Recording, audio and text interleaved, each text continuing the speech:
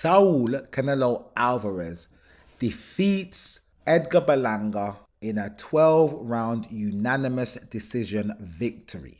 Didn't get the knockout I was expecting, even though he did get an early knockdown in the third round.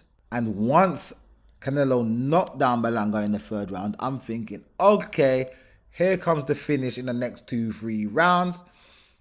But Edgar Berlanga put on his hat and made sure that he did not get knocked out. He made sure he survived, and he made sure that he made it to the end of the fight on his feet. For me, this is not impressive. For me, you didn't even fight back, really. More time you're just defending and blocking in the corner or on the ropes. I see you throwing out your jab a few times, and you did catch Canelo a few times with that jab. And sometimes you even caught him with the backhand. But on a whole, you were just defending, and you basically look like Jamel Charlo in there. When Charlo got knocked down in round 7, you got knocked down in round 3. You both had basically the same kind of effort, which was none. And you both got the same kind of scores. 118, 109, 118, 109, and 117, 110. I don't know. I think that means you might have got 1 or 2 rounds from the judges. Charlo had similar numbers with his scores. He had 119, 108, 118, 109 twice. Similar.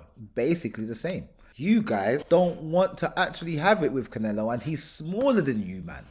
Especially you, career super middleweight Edgar Berlanga.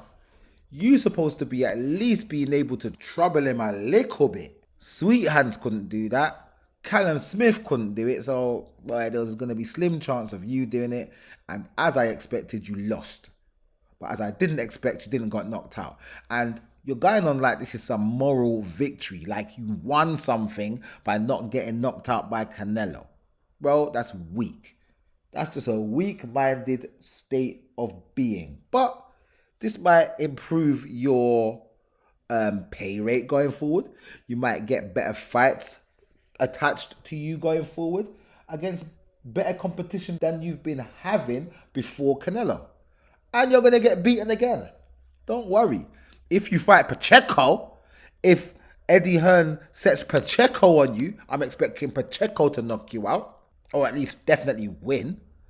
So really and truly, I can't see. You done what you needed to do. You got the money fight when it was offered to you. You didn't try and, go on like say, oh, it's got to build, it's got to marinate. You said the money's here, let me take it now. Well done. You're never going to get a payday like this again. So, to be fair, I don't even really care what's next for Edgar Berlanga, but I'm definitely going to watch and see, because I want to see if he fights Pacheco, which is Eddie Hearn's little super middleweight prospect. As for Canelo, what's Canelo going to do? We don't know. I heard he was talking about he's going to have a fight with Conor McGregor, who's like 2-3 years removed from any type of combat sport.